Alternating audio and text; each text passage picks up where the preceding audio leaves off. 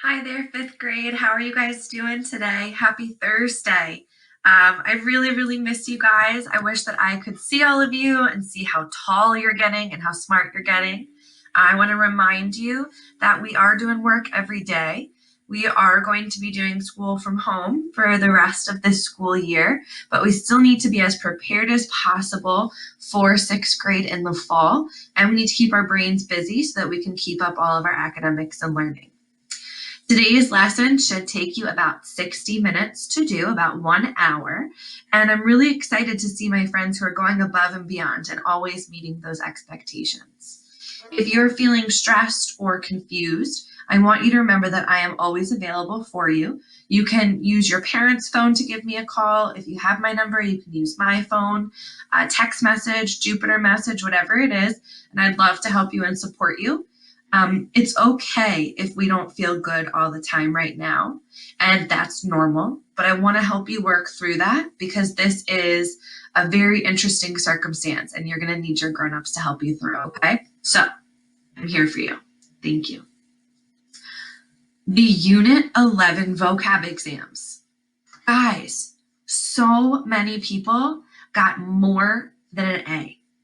There are about 5 students who got an A++ with extra credit points for getting so many of them right.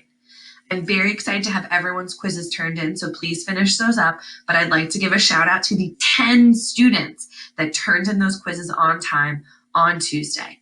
Beautiful work. For today's class, we are going to start off on our Google Stream like we always do. We're going to go up to where it says classwork, and we're going to choose today's date, which is 4/16. When we pick that and we click, it's going to open up, and this worksheet is going to serve as your guide for our lesson today. The first thing that you're going to do is you are going to answer your do now. As I've been reading your guys' responses on this, I want to remind you, make sure you're answering the question I asked, not just saying something in this space, okay? So today's question says, imagine your dream day. You could do anything.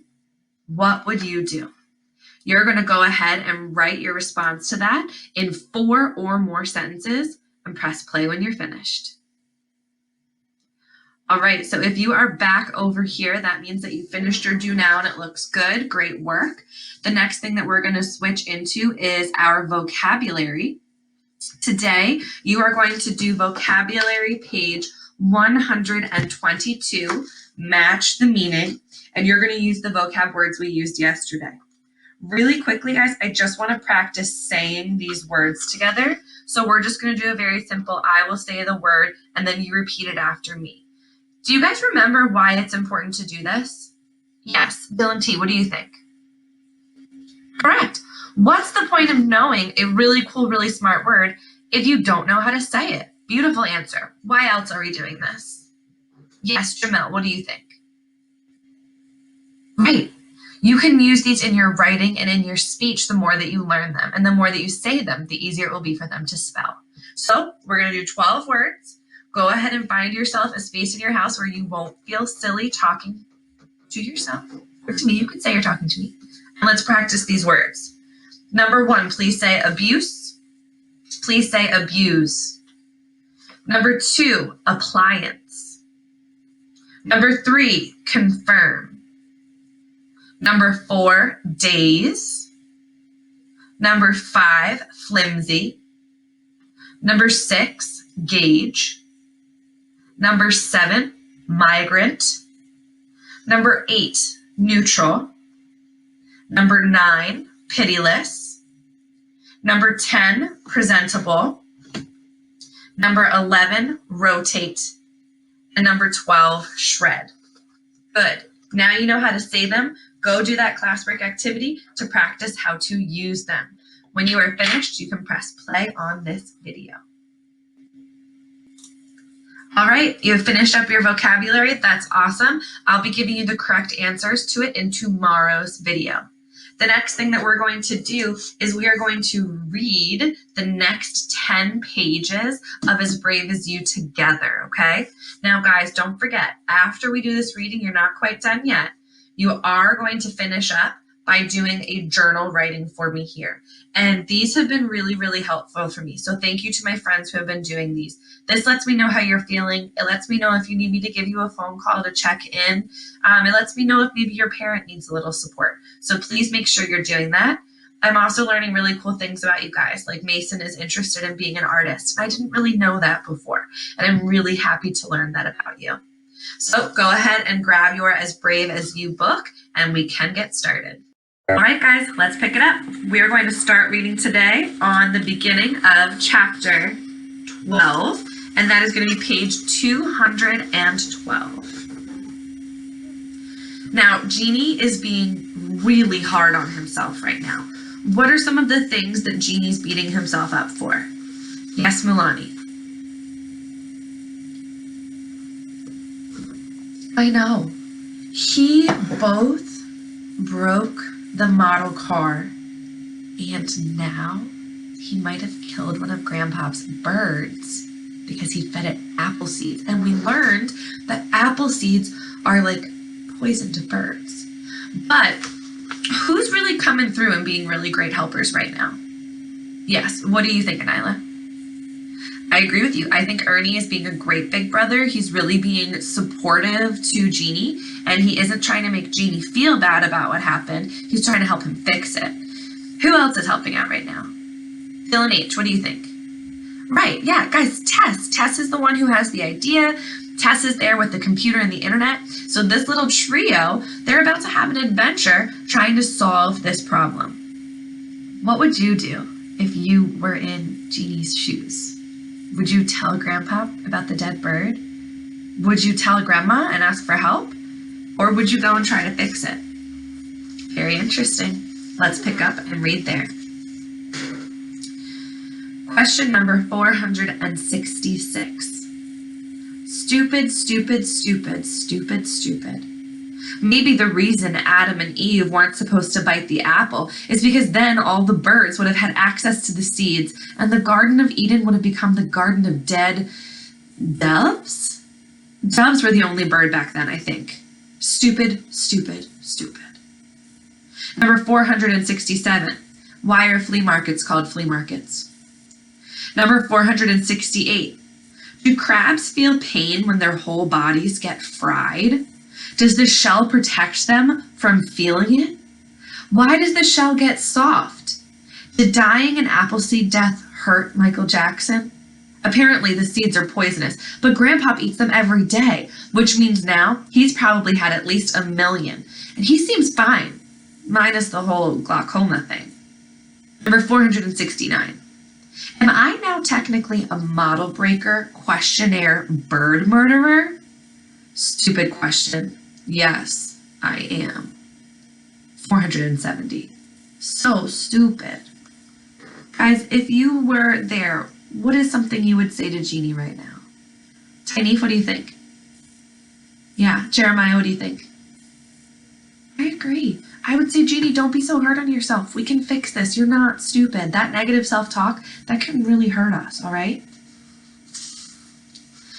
That night, Jeannie and Ernie devised a plan, because that's what detectives and criminals did, Jeannie figured, devised plans. And since Jeannie and his brother were going to attempt to replace a dead bird with a stolen one, they were technically, sort of, kind of criminals. Not real criminals, but still. We gotta get rid of Michael first thing in the morning, Jeannie was saying, giving the red truck up in their room a poke. Even though he had basically given up on searching for the other half of the wheel and still hadn't found a way to replace it. The truck problem was small potatoes compared to this new one. Grandma will be up all over us, Ernie said, jumping from push-up position. She's like the first person in the world to get up. Then we've got to be the first, Jeannie decided. Ernie started doing jumping jacks. How early are we talking? I don't know, maybe like 5? Gotta be before the sun comes up, because Grandma says she wakes with the sun, remember? Man, that's early. Jumping jack, jumping jack, jumping jack. Also, how are you going to get the dead bird out of the cage? Now Jeannie laser stared at Ernie, not blinking, as Ernie jumped and jacked, until finally Ernie, catching on to what was happening, stopped mid-jump. Jeannie, No. Come on, Ern. I can't touch that thing. It's dead. But you killed it. Jeannie's face melted instantly. He threw himself on the bed like a toddler. He knew that he was too old to act this way, but he also knew that he needed Ernie to help him fix this bird situation. Ernie lowered his arms and let out a defeated sigh. Fine. Early the next morning, before daylight, Jeannie and Ernie got up. Actually, Jeannie got up and woke Ernie up. Jeannie hadn't slept a wink. Instead, he spent the night thinking of all of the things that could go wrong, just trying to get the dead bird out of the house. What if the bird wasn't even really dead, just really, really asleep? Maybe apple seeds did that to Michael Jackson, what burgers did to Ernie. And what if the moment Ernie grabbed it, it woke up and it flew out of the cage? Then they would have a new problem on their hands. And what if when Ernie reached in to get it, maggots came out of it? Jeannie had seen that in a movie once, and that was nasty. What if? And then it was 5 a.m. It's time, Jeannie whispered, now all creepy. Ernie moaned, pulled the covers over his head, and then yanked them back down to his neck in frustration. He slapped his hands over his face, and he sat up. When it comes to devising plans, well, that's for detectives and criminals. But when it comes to executing plans, well, that's for ninjas. Jeannie and Ernie crept down the steps like ninjas. They slithered through the living room and to the Nanya business doors, like ninjas. They opened it and slipped into the inside-outside room, closing the door behind them, like ninjas. But it was only when they were at the cage that they realized they hadn't thought the whole plan through. There was one key factor that they hadn't considered: how Ernie was going to get this dead bird out of the cage without having to touch it. Jeannie hadn't thought about it because he just figured Ernie would use his hands. But once Ernie unlatched Michael Jackson's cage door and saw the bird, a stiff hunk of feathers, he decided that his skin couldn't touch a corpse.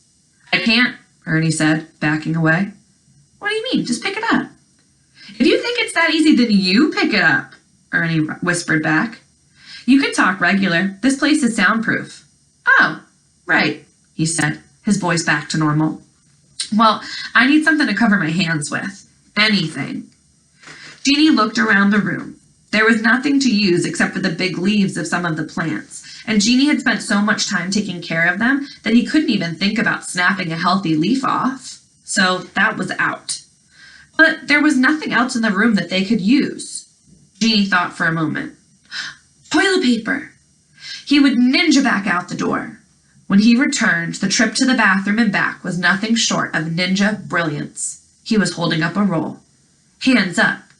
Guys, this is kind of funny because would anybody right now waste toilet paper on something like this? No, because everyone's trying to get as much toilet paper as they can from the store. That's kind of, maybe it's grown up funny. I think it's funny. Okay. Ernie had held his hands out like a surgeon on TV does before nurses put the gloves on them. Jeannie started wrapping them with toilet paper until the whole roll was gone, and Ernie was left with two big mummified mitts. How about now? Ernie turned one hand to the left, the other to the right, a bemused expression on his face. I think I can do it, he finally declared. Get the cage door. Jeannie held the door open, trying not to look too hard at the dead swallow, just in case there were maggots.